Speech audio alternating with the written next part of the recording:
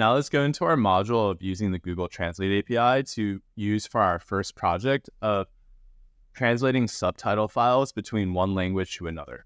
So Google Translate API is an AI API that's hosted by Google Cloud, and it offers translation between numerous languages to other languages.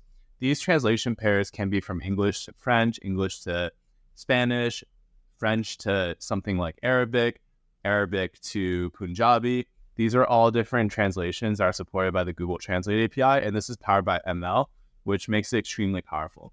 So to get started, we need to create an account. So go to cloud.google.account and create an account. And this can be the same as your actual Gmail account or your Google ID. And once you have that, we can actually use Google Cloud's free trial, which is $300 credit. And you can do that by going to cloud.google.com/free. So create an account from here and you can get $300 worth of free credit that can use to try some of these projects without having to pay anything. You'll have to provide a payment information. This is just as a verification mechanism, and they won't charge you until you use all $300. So first things first, we need to enable this API. Google Translate and Google Cloud operates on a permission model where you have to activate each individual API so you don't get charged for something that you didn't pay for or you didn't want. So once you start, you will be presented with a dashboard. It looks like something like this. And then search for Translate in the Google Translate API in the search bar, and you should be able to find something called the Cloud Translate API in the marketplace. So click that, and then once you click that into that, you should be presented with a page like this, and you need to click Enable to enable the translation API. Once it's enabled, then it should look something like this, which shows it running, and you can disable it later on if you choose so. And once you have that, we need to go over the pricing real quick so there's no surprises later on. The Translate API is a pretty expensive API. It is kind of high based on the usage. So for 1 million characters, that's like 1 million letters, you'll be charged $80 of translation for a translation fee.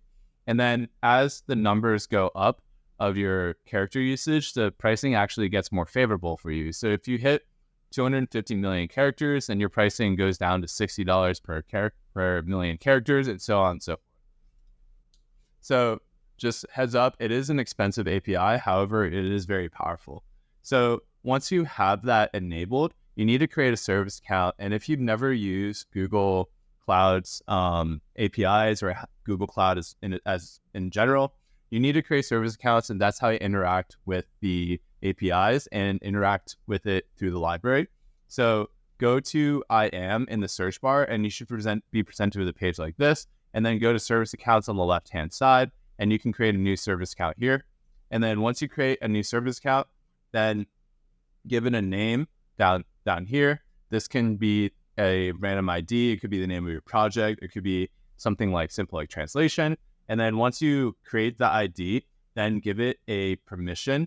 And the permission that Google Cloud Translate API is associated with is called Cloud Translation API Service Agent. So this role or the service account needs to be able to operate as a Cloud Translation API Service Agent in order for you to actually use a translation API in your application.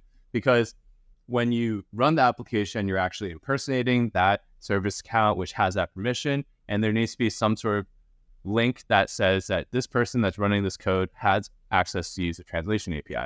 So once you have that, you need to go to keys and you need to download a new key. This is a key that your application will use, and it is a sort of a symbol saying that my application running this key can impersonate this service account and then can run this API.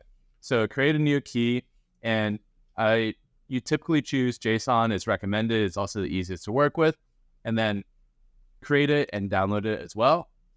Once you have the key downloaded, just go to your terminal and export a new environment variable. And you call this one Google_application_credentials, and then a path to your service account file JSON that you just downloaded. This is in your downloads folder, but sometimes I like to move it to my my home folder. That way it's a little bit easier to access.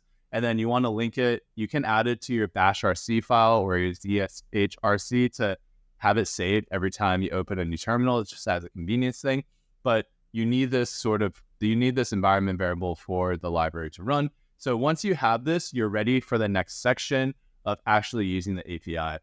And before doing so, make sure you download the Google Cloud SDK CLI. That way you can interact with Google Cloud really easily. And other than that, we're ready to move on to the next section of actually playing around with the API and using it to translate text.